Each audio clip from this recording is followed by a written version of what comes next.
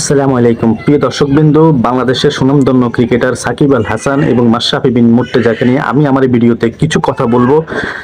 আমি তাদের উদ্দেশ্য করেই এবং তাদেরকে এই কথাগুলো বলছি।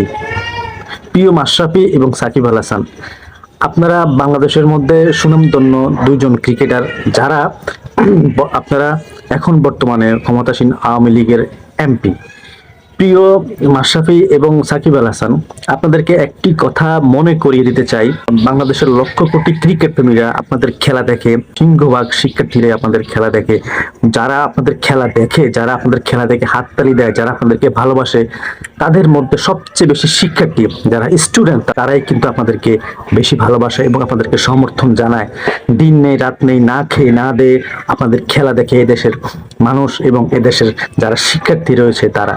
আজকে বৈষম্য বিরোধী ছাত্র আন্দোলনের যেই আন্দোলন চলছে বাংলাদেশে বর্তমান সময়ে, বহু ছাত্রকে গুম করা হয়েছে, অনেক ছাত্রকে আসলে মেরে ফেলা হয়েছে এবং অনেককে হয়রানি করা হচ্ছে, আমরা সোশ্যাল মিডিয়ায় আমরা দেখতে পাচ্ছি।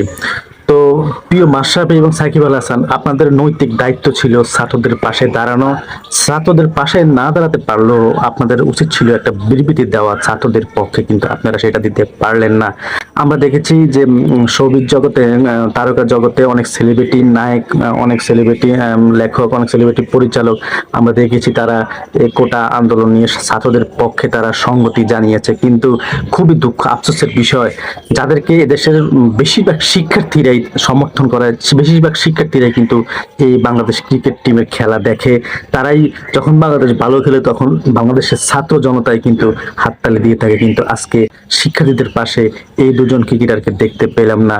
এটা নিঃসন্দেহে বাংলাদেশের বাংলাদেশের ক্রিকেট ভক্তকুল এবং বাংলাদেশের শিক্ষার্থীদের ভিতরে অনেক চাপা কষ্ট এবং তাদের মনে কষ্ট যে আপনাদের মতো ক্রিকেটাররা তাদের পাশে নেই এবং আপনারা অন্তত একটু সংহতিও জানাতে পারলেন না। এটার জন্য আসলে অনেক কষ্ট লাগলো, কারণ আমরাও আপনাদেরকে অনেক ভালোবাসি, আমরা আপনাদের খেলা দেখি।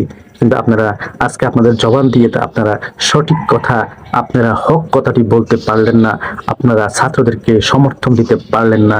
এটা অবশ্যই এটা এদেশের মানুষ, এদেশের শিক্ষার্থীরা চিরজীবন মনে রাখবে। তো প্রিয় ভিউয়ার্স, আজকে এই পর্যন্তই। আল্লাহ হাফেজ, আসসালামু আলাইকুম।